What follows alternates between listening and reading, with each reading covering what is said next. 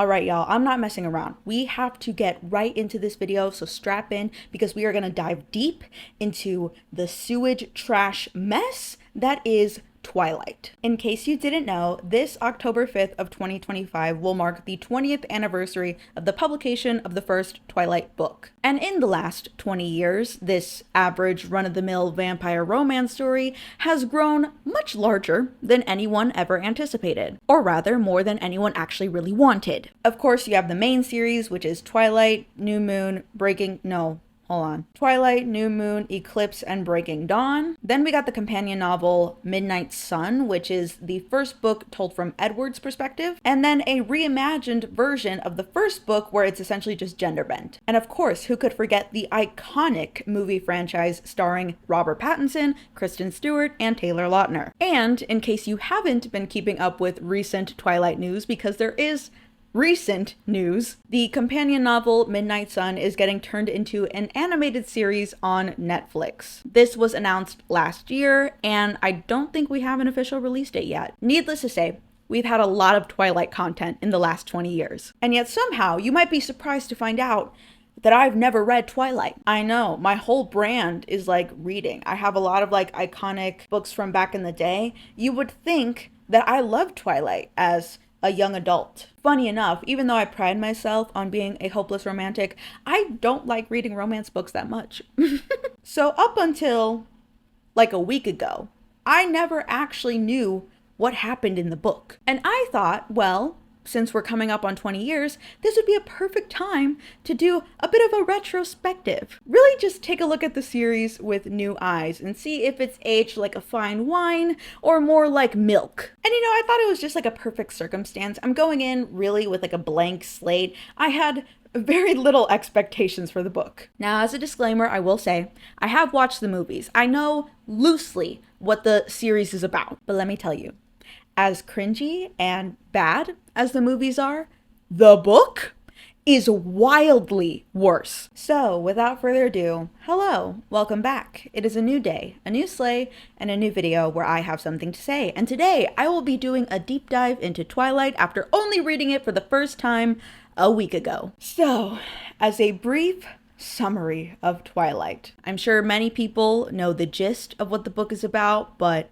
just in case you don't, Twilight the book follows our main character, Bella Swan, who is moving to her father's house in Forks, Washington? Sorry, I get confused because, listen, the Cullens house, which is a real place that you can kind of visit, but not really because someone actually does live there and they put up a whole bunch of privacy fences, but the Cullens house is in Oregon. I don't think it's technically in Washington, and I know because when I went to Portland last year, we saw it from a distance. So I always get confused, and I want to say that it's in Oregon, but it's not. I think it's Forks, Washington. So Bella is moving to the small town of Forks with her father because her mom is going to be traveling with her new husband because he's a minor league baseball player. So she packs up her stuff and moves from Phoenix to Forks. She arrives, she starts at her new school. She's kind of the talk of the town because she's also the daughter of the sheriff of Forks. So as she's trying to adjust to her new life, she catches wind of the Cullens family. She sees them around school, but she's specifically intrigued by one member of the Cullens family. That is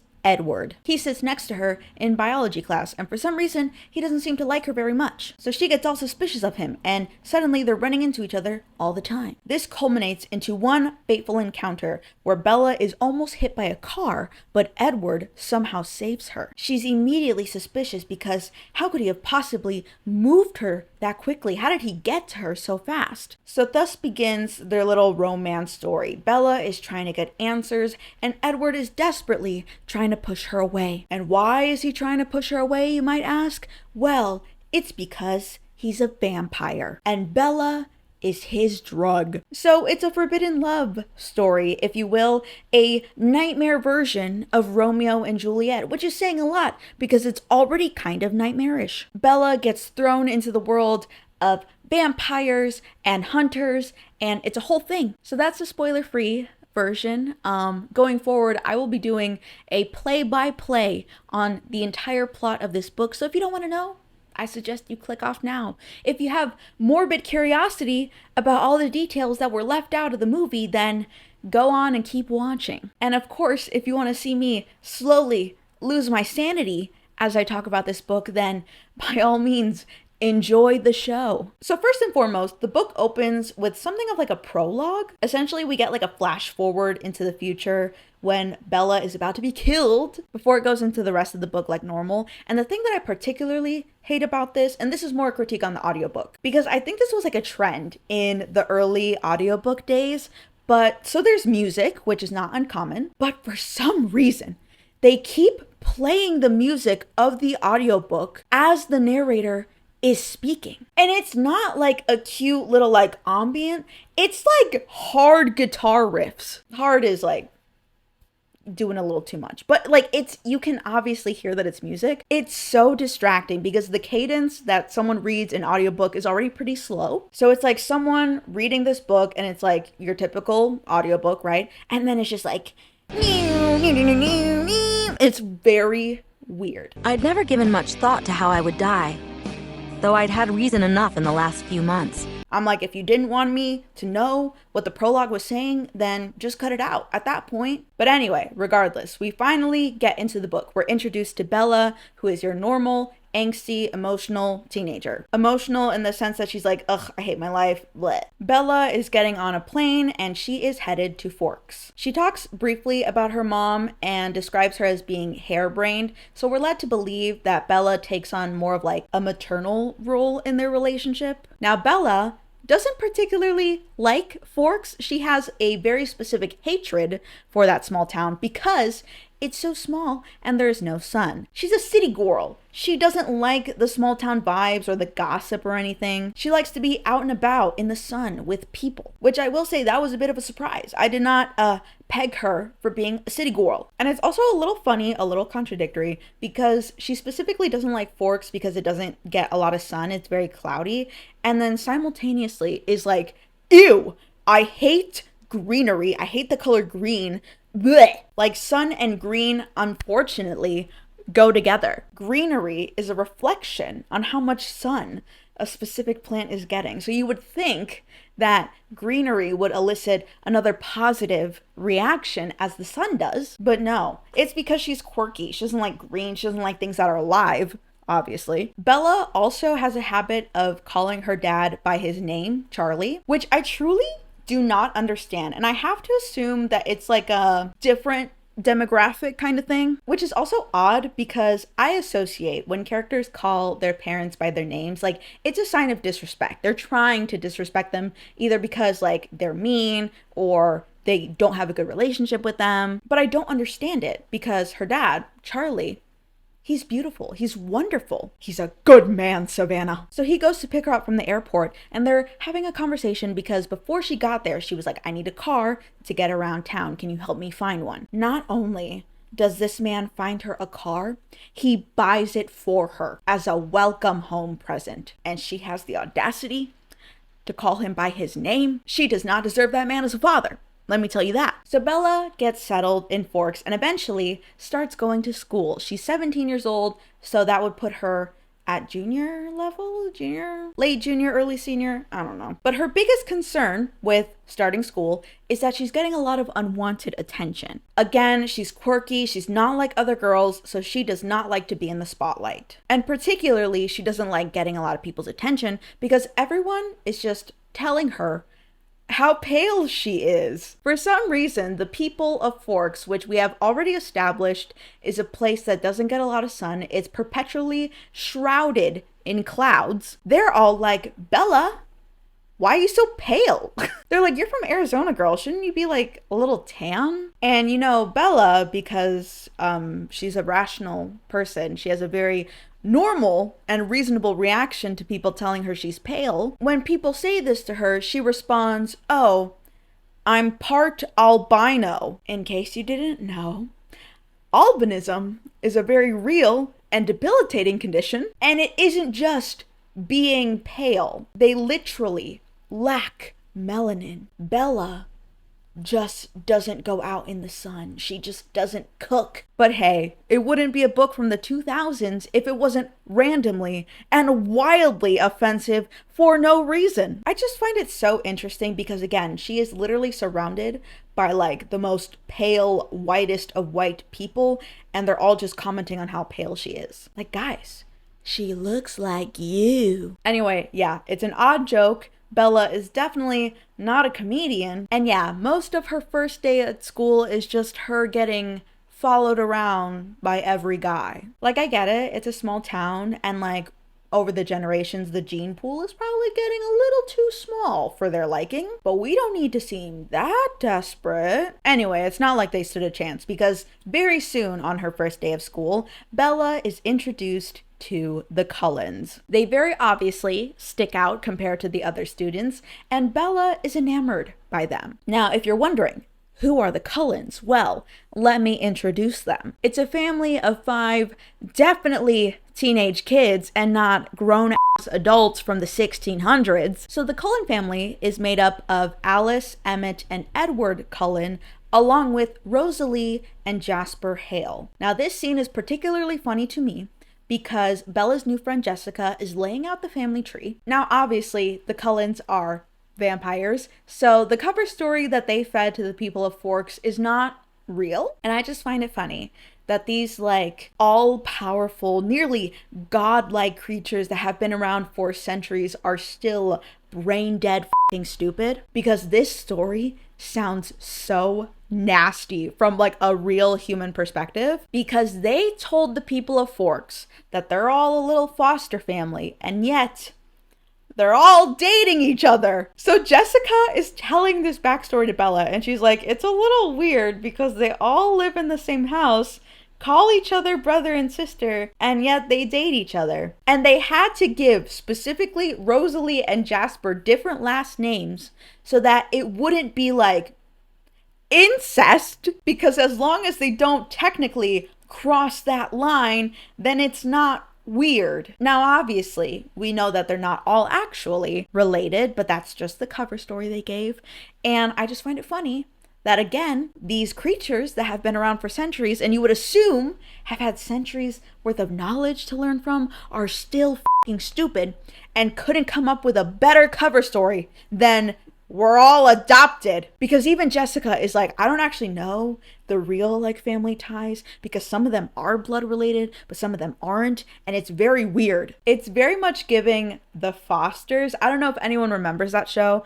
I only ever watched, I think, maybe the first season, because it is a little odd when you have people that are supposed to be in like a brotherly sisterly relationship and then they're also dating. So again, their cover story is odd, to say the least. Either way, their family tree makes up the hardest round of siblings or dating to ever exist. And then for some reason, as Jessica is laying down this lore, the foster mother, Esme, is catching strays all of a sudden, because Jessica mentions as she's laying out the lore that the foster mother, Esme, cannot have babies of her own, and that's probably why she adopted all those children. And Jessica doesn't say it as like a, oh, how noble, you know, like she's opening her home, opening her heart, and taking these children in. No, she says it like it's a bad thing. Like, oh, well, yeah, she has no other choice. And I mean, truly, a woman's only function is to have children. So she is failing at the one thing that she was made for. So this is the only way that she can make up for that. So Jessica is a bitch for no reason. And the day you have me defending a Cullen is the day that I throw myself off a cliff. But thankfully, this conversation ends and Bella goes to her next class of the day.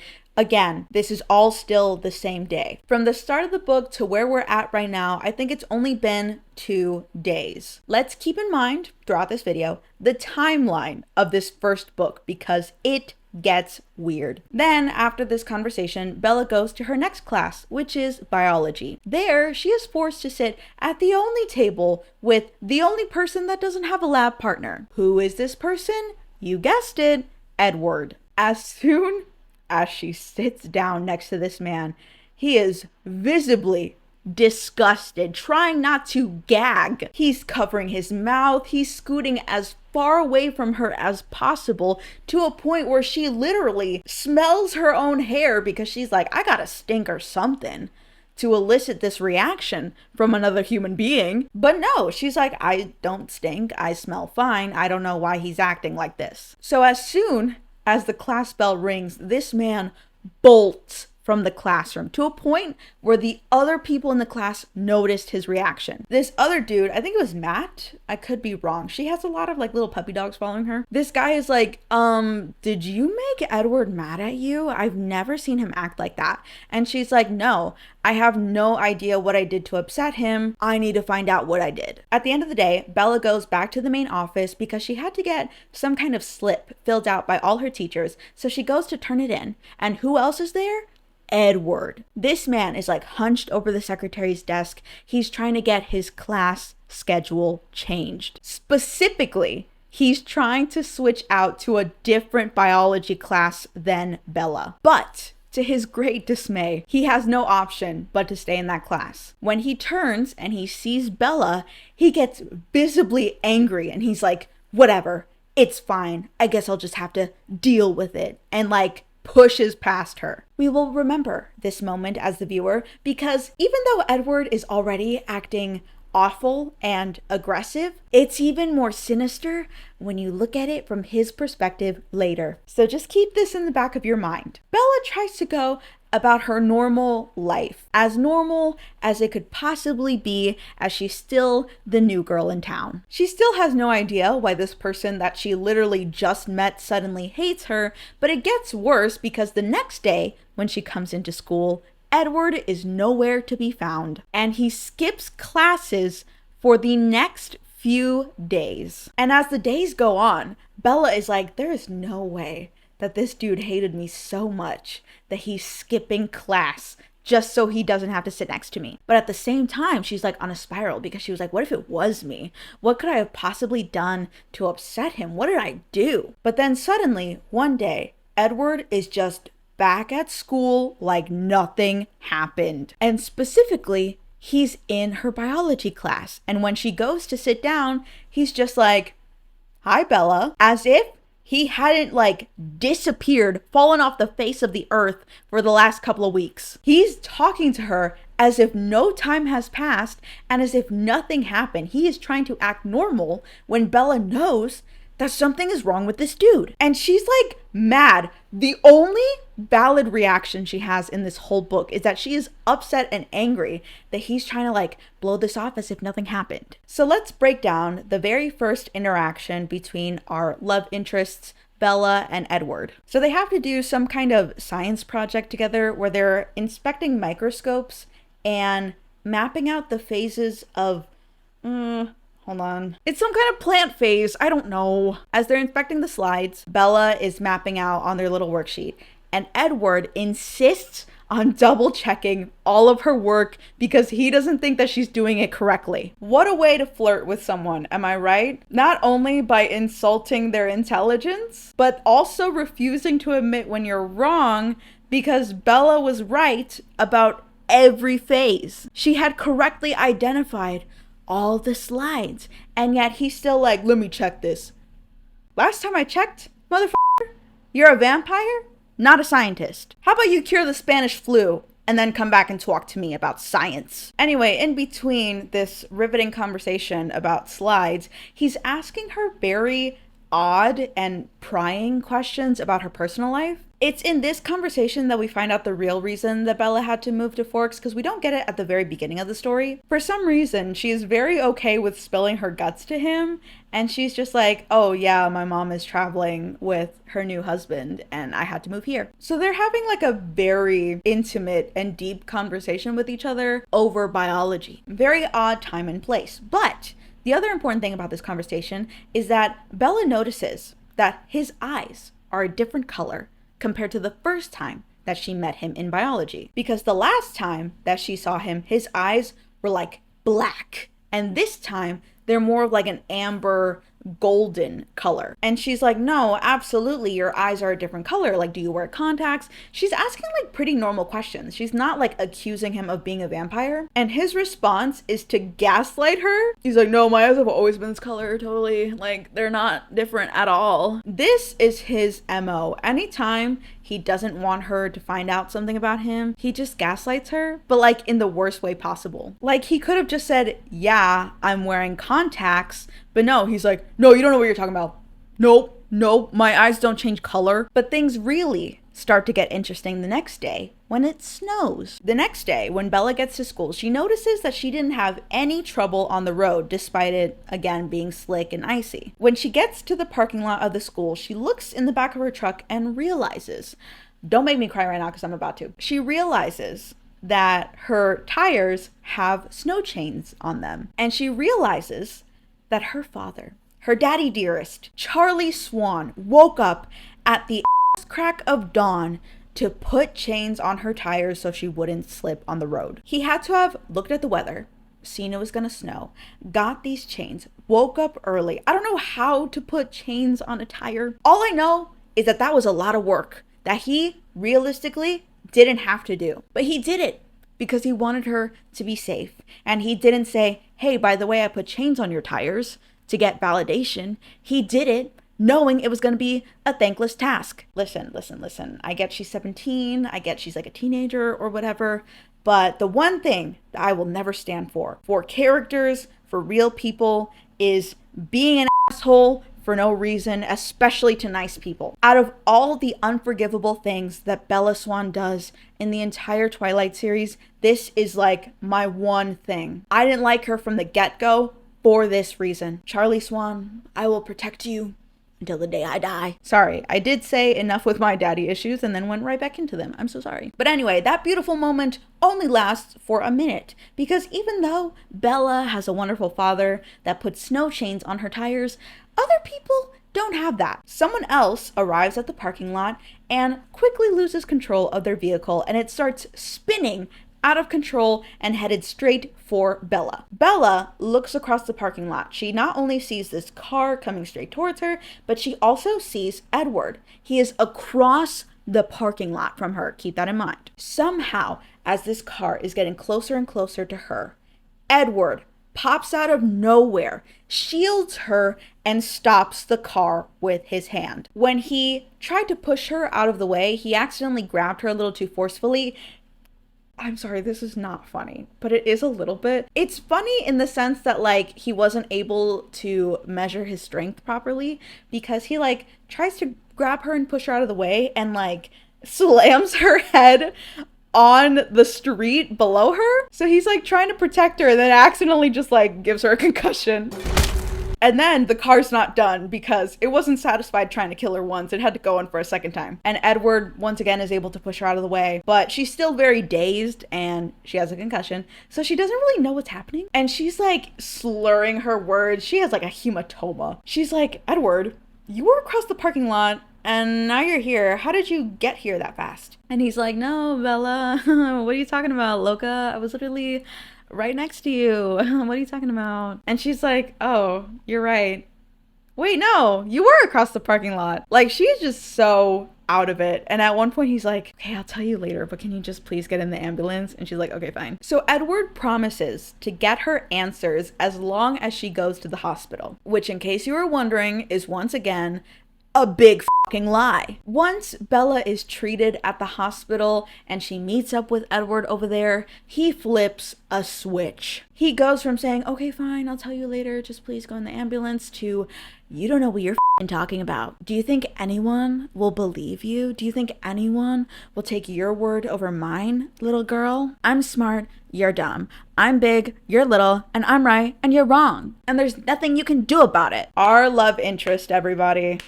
Isn't he so handsome and nice and charming? Where's the wooden stake? So despite getting berated by this man, once again, she's like still injured. She literally almost died, and he's just like putting salt in the wound by like calling her stupid and saying that no one will believe her. After all that, she's still like, I'm gonna find out your secret. I'm gonna find out how you did that. So over the next few days, Edward is just flip-flopping on all his emotions. So Bella is now determined to find out the truth about Edward. Over the next few days, he is just like flip-flopping with her, viciously confusing her about how he feels towards her. At sometimes he'll be nice and friendly, just like a normal person, I hesitate to say human being. And then at the drop of a hat, he just suddenly turns cold and angry. So during this time, Bella is also being relentlessly pursued by 3 different guys. That is Eric, Mike, and Tyler. Keep in mind, Tyler is the person that lost control of their car and almost killed Bella. So it starts with him being like, oh my god, Bella, I'm so sorry, like I almost killed you, to being like, Bella, isn't it romantic how I almost killed you? Like, what the f?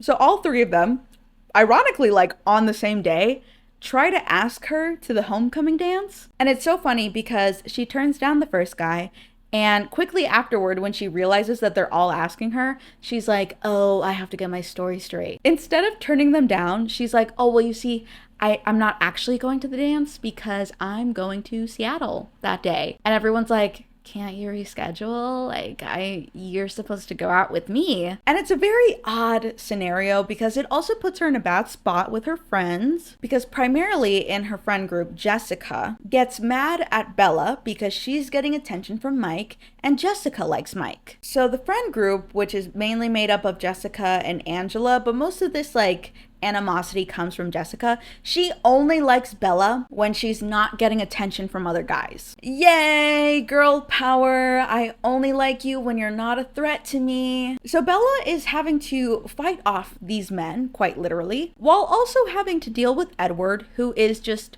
perpetually sending her mixed signals. And it gets worse because he hears Bella's Seattle excuse and he's like, oh, why don't I drive you to Seattle? Again, mind you, after he's spent the last couple of days being like, ew, I hate you, get away from me. And all of a sudden he's like, why don't we sit in a car together for the next couple of hours and spend an entire day together in Seattle? Like, truly, this man cannot make up his mind. And we find out more about that later, but with the current context, it's just so weird. I cannot possibly fathom how she liked him. It's really perpetuating the worst stereotype that like, oh, when a guy's mean to you, it's because he likes you. No, maybe it's because he's trying to kill you. These people just perpetually piss me off, and it doesn't get any better from here. But it does get a little interesting because after this, after they have their little conversation, Edward decides that he's going to skip their next biology lesson. Bella doesn't know why. When she shows up, she finds out that they're going to do a specific lab where they're testing their blood type. And to do this test, they have to prick their fingers and put it on a little slide so they can look at it under a microscope. Another little quirky fact about Bella is that she's extremely squeamish. So the minute someone pricks their finger, she like goes green in the face and has to be like carried to the nurse's office. And the only reason I say that it's quirky is because it's like ironic because, you know, all the blood that will be in her future, all the vampires and all that nonsense, and the sight of blood makes her squeamish, is ironic. Mind you, this lab is like a prick. So you get like a little tiny glob of blood. It's not like graphic, but she could not handle it. So Bella is taken to the nurse by, I think it was Mike. I don't keep track of any of these like non-love interest dudes because they're essentially all the same dude. But eventually, Edward shows up out of nowhere and intervenes, and he's like, I'm gonna take Bella to the nurse. And Mike is like, no, you're not allowed. I'm supposed to. And he's like, no, it's fine, little Mikey Poo. So eventually Edward is like, I'm just gonna take you home. And she's like, okay. This scene is particularly funny to me as well. Granted, any of the scenes that I find funny in this book are not meant to be funny. It's not like comedic relief. It's just so ridiculous that it ends up being funny. Because when Edward notices that she's squeamish around blood, he's like, why? Why don't you like blood? And she's like, I can smell it and I don't like the smell. And he's like, you can't smell blood. Humans can't smell blood. So the whole scene reads as if Edward is questioning if she's a vampire because he's like, no, it's impossible. You can't smell blood. And she's like, yeah, it's like iron and rusty and it doesn't smell nice. And he's like, that's weird. That's suspicious. How old are you? I'm not kidding. He asks her how old she is because he's like, you seem too mature for your age. It's very reminiscent of a later scene when Bella asks him how old he is, and she says like, oh, how long have you been 17? But she doesn't like pick up on any of the weirdness about his question, and she's like, oh yeah, I know. My mom says that I came out like aged, so I'm kind of like an old lady, but yeah, I'm 17. But for a hot second, he is like convinced that she's a vampire because he for some reason believes that blood has no smell to humans. I'm like, bold of you to assume that someone like Bella has no concept of what blood smells like. Perhaps you want to talk to her about once every 28 days and ask her again about the smell of blood. I don't know. At least that's how it sounded to me, that he thought she was a vampire for a hot second. Either way, the whole driving her home scene is also weird. Because like, really, he's trying to be caring towards her. Like, he's trying to be nice. But then he's like, all of a sudden mean to her again. This man. There's a lot of like love interests out in the literary world that I truly question how anyone could possibly like them because they're so unlikable and plain. But this man is a fucking predator. He's weird. Like, the only thing going for him is that he's sarcastic, but he's not even like sarcastic in like an endearing way. He's sarcastic in like the asshole that thinks he knows more than you because he has access to ChatGPT. I don't like the dude. And I will never like the dude. And I feel so bad because truly, whenever I picture him, I think of Robert Pattinson. And I love Robert Pattinson. I think he's a wonderful, nice dude. I don't know. I don't have any reason to not like him. But now, like, I associate his face with Edward and I'm like, ooh. But then, after this encounter, we get to the good part of this book.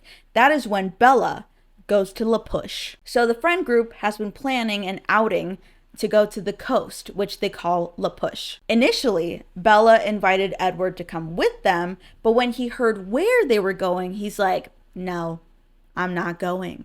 Suspicious. At La Push, Bella and her friend group meets up with some other people that are actually from the reservation that is part of La Push. This is where we meet the icon himself, Jacob Black. Now, the thing that I find odd is that when we meet Jacob, they tell us that he's 15 years old. That's 2 years younger than Bella. But they portray him like he's 10. They make him seem like he is just like the snot-nosed little brother that someone was forced to take along with them. I get it that he's younger than Bella's friend group, but like, they're all in high school. Maybe they don't go to high school together, but they're all like theoretically around the same age. I'm sorry, but there's not like a huge substantial difference between 15 and 17. And I know some people will come for me in the comments because in my Divergent video, I was like, oh, Tris and Four, their romance, she's 16, he's 18. And no one in that video had any kind of nuance because I said that that's not a big age difference, but the reason that their relationship is problematic is because he's in a position of power.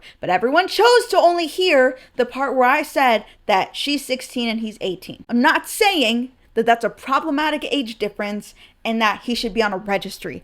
I said that he's in a position of power and she's not, but no one, oh my God, I'm sorry. I normally don't get upset when like comment sections don't fully hear what I'm saying. That was the one time. But anyway, my point being that I'm not contradicting myself by saying that it's not a big age difference. I don't think 2 years is a big age difference. Plus, right now, I'm not talking about a romantic relationship between Bella and Jacob. All I'm saying is that they're treating him like he's super, super young. Like elementary school age, and he's 15. But anyway, someone mentions the Cullens, and all the boys from the reservation are like, oh no, the Cullens don't come here. And everyone else is kind of like, okay, whatever. But Bella hears this. And she's like, you guys know something that I don't know, and I'm about to find out what that is. So she sets her sights on Jacob. She's like, you are the weakest link in this pack, and I am going to exploit that. So she corners him, takes him away, separates him from the group. Very insidious type. She separates him from the group and starts flirting with him so that she can get information. And see, this is a problem for me because Bella's version of flirting is just like expressing interest in the things that he's talking about and like paying attention when he talks. Don't perpetuate this idea that this is flirting. This is what sends the wrong message to people where they're like, oh, I thought she was flirting with me. No, she was just being an active listener. Eventually, she finds out from Jacob, who, mind you, doesn't even believe the story that he's telling her. He's just like trying to make conversation. But he reveals that his great-grandfather made a deal with the Cullens and was like, okay, you guys can stay here, but you stay on your side of Forks and we'll stay on ours. Because apparently Jacob is descended from werewolves and they're vampires and they are at an eternal war, but they have come up with like a treaty so that they can live side by side peacefully. So he reveals to Bella that the Cullens are actually vampires. Now Jacob again is telling her the story for shits and giggles. He doesn't actually believe it, but Bella is now dead set on the idea that the Cullens are vampires. Now the one thing that I do want to say is, as I've already mentioned, Jacob is from a Native American reservation. He is of indigenous descent. And if you are wondering how Stephenie Meyer handled the depiction of an indigenous community, well, let's just say it's about as good as you can expect. In Jacob's first appearance as he's telling the story, he frequently uses the term your people. So for example, he would refer to the Cullens as the cold ones and then immediately follow up with your people would call them vampires. And he does something similar throughout the story where he'll say one phrase and then explain it to Bella by prefacing as your people would call it blank, blank, blank, which is unfortunately a very common portrayal and is highly stereotypical and extremely racist. It implies that the way that indigenous people talk is odd and it has to be explained because there is no way that non-indigenous people could possibly understand what it is that they're saying. By having Jacob constantly follow up with a translation almost comes across as if he's apologizing for his culture. Like, oh, sorry for the backwards way that we say things. I know it's hard to understand. Your people would call it something like this. Almost as if putting them up on a pedestal and like, we say it like this, but your people would call it this instead. Plus, Jacob lives on a reservation. Not fucking Mars. They make it seem like he has to remember these new world terms that like vampire and werewolf are completely foreign to him. So by giving him this weird tone of voice, like almost robotic, is just extremely ignorant. Also, nail in the coffin, not to mention that Jacob ends his little story by saying, oh, you must think that we're just a bunch of superstitious Indians. You know, he could have ended that story in like a million different ways. He could have simply said like, yeah, it's just a story. I mean, who could possibly believe that the Cullens are actually vampires? But no, it's immediately a joke at the expense of indigenous people. But really, what was I expecting? Something at least mildly tolerable from someone like Stephenie Meyer? It was too much to ask, unfortunately. And in case you were wondering, these are our only people of color throughout the entirety of the first book. I don't know if that changes later. This is our one and only representation, and it's just a caricature. Anyway, now armed with this information, because truly, what is the function of a person of color if not to guide the main white character? So now armed with this information, Bella is doing more research into vampires. But specifically, she's looking into any portrayal of vampires that is not negative. Like she's going through pages and pages, like on websites of vampires are evil and they kill people and they're demonic or whatever. And she's like, let me find a good story. So she ignores like hours worth of research and only focuses on the one minute story that's like, oh, they're not all bad. And she's like, see, they're good vampires. It's a crazy case of confirmation bias if I've ever seen one. But back to her normal life, Jessica is now happy with Bella because Mike is no longer pursuing her. Bella actually set up Mike with Jessica because despite her turning him down, he's like, are you sure? Maybe if I ask you a second time, you'll change your mind. Because truly the first rejection was like just a joke and you weren't serious. Maybe I need to be rejected a couple more times before it'll actually stick. So Bella eventually is like, you should ask Jessica to the dance. And he's like, why? But you're gonna go with me, Bella, right? And she's like, Michael, ask Jessica to the dance. So he eventually does. And Jessica is so happy with the pity invite that she invites Bella and Angela to go shopping for dresses. So this was particularly interesting to me because, at least in the movies, Bella comes across as someone that is like so disinterested in other people. Like she truly cares very little about human connection. She is just like one-track minded. She is only focused on Edward. But she, in the book, is actually excited about having girl time. But not only do they travel all the way to Port Angeles to go dress shopping, but Bella is actually participating. If I remember correctly from the movie, Bella was so like disinterested. Jessica would come out and be like, okay, what about this one? And Bella's like, it's a dress. Like, it's just so unhelpful and kind of a bitch. But no, in the book, she's actually kind of nice and, you know, lovely. This is the one and only time that happens, by the way. She's like insufferable for the rest of it. As soon as the girls are done shopping, they part ways because Bella wants to find a bookstore. I don't think I mentioned this earlier in the video, but just in case you're wondering, Bella's chief character trait, like the one thing that really separates her from everyone, is that she's extremely clumsy. Like she has a permanent case of the Disney knees. She just like collapses in on herself at any given moment. It's truly a feat of nature that she can even stand, let alone walk around without falling to her knees, which isn't really portrayed in the movie. And arguably, I think they should have kept it, because imagine how funny it would be if like every now and then as Bella is walking through the forest or wherever, she just like face plants. So Bella inevitably gets separated from the rest of the group and immediately gets lost in this new town. Within seconds, she also finds herself pursued by a random group of guys. So they're literally following her on the street. And as she's like trying to get away from them, she's like, okay, self-defense 101. What am I supposed to do? She eventually gets cornered by, I think, like 4 or 5 guys. It's a lot of people that she's cornered by. And she's like, okay, maybe I can swing my purse, get a good punch in. How do I punch again? But thankfully, she doesn't have to think too long about it before a car comes swerving out of nowhere and just pulls up right next to her. And guess who it is?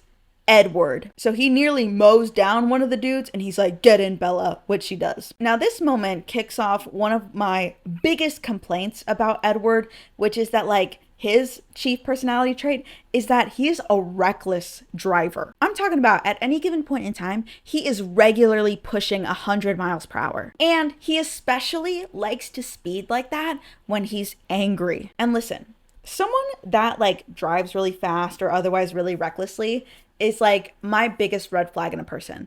I despise people that drive like that, especially if it's like a partner, because like the true and utter fear and lack of power that you have being in the passenger seat when you're supposed to be with the one person that makes you feel safe and protected, and they are very consciously and purposefully putting your life at risk, is like unforgivable. So this was immediately a red flag for me, and Edward is full of them, but this was definitely my like, absolutely not, I could never like this man, because he does it despite the fact that Bella is like, this scares me, please don't do it, please drive normally, don't speed, I don't like it, it makes me uncomfortable. And he's like, I don't like to go slow. So truly, from the bottom of my heart, that man. But Bella and Edward end up getting dinner in Port Angeles after he calms down, because he is so up in arms about these dudes that were gonna attack Bella. Instead of like asking her if she's okay, how she's feeling, he's like, you need to calm me down before I kill these dudes. Like, ignore your feelings of fear and terror for a second and help me. He is such a man-child. How could anyone like him? Bella and Edward end up getting dinner in Port Angeles, and they go to an Italian restaurant, which I think in the movie is a real place. I could be wrong, I don't know. Edward reveals that he can read minds, and it's kind of weird the way he does it, because Bella is essentially like, can you read minds? And he doesn't deny it. It's so odd, because he's like, hypothetically, if I could, this is how it would work. She also finds out that Edward followed her to Port Angeles. He wasn't there by coincidence. He knew she was going to be there and followed her, because he was like, well, you are a magnet for trouble and you need a big, strong vampire man to to save you. So upon hearing that this person who literally like despises her, someone that literally gagged upon seeing her for the first time, followed her, she's like, oh, I feel so safe and protected. You need to be put in a straitjacket. If this were the 1600s, she would be burned at the stake for being a witch. Eventually they go home, and on the car ride, Bella is able to get out all her vampire questions. Keep in mind, Edward has yet to actually say the words, I am a vampire. They are just operating under the assumption that he is. That's honestly how it is for a lot of the book. Like, no one ever says things like straight out. They just like leave it in the subtext. So this is what we find out during this conversation. 1, Edward can read minds. 2, he can track her by her scent. 3, he and his family drink animal blood instead of human blood, so they're kind of like vegetarians. Which, the odd part about this conversation is that Bella goes back to the eye color changing bit, and she makes the connection that his eye color changes depending on his hunger level. And she makes the assumption that when his eyes are black, it's because he's hungry. And the only reason she thinks that is because he also is a colossal head. And she uses the phrase, men get crabby when they're hungry. And poor little baby hasn't had blood, and that's why he's actually devil spawn when he talks to me. Like, way to infantilize a man, am I right? The 4th thing she finds out is that he doesn't burn in the sun, but he still can't be in the sun. He hasn't told her why. And the last thing is that he doesn't actually sleep. Hello. This video ended up being extremely long, so I decided afterwards that I'm just gonna split this up into 2 parts. But don't worry, I'll be uploading part 2 very soon after this one, so hopefully you don't have to wait too long. So thank you so much for watching so far, and be sure to come back for part 2 of this video, which I'll be uploading shortly. Take a breather, because it's probably going to get worse from here. I don't know where I'm cutting the video off at, but it's probably a doozy already. But yeah, thank you for watching, and I'll see you in part 2.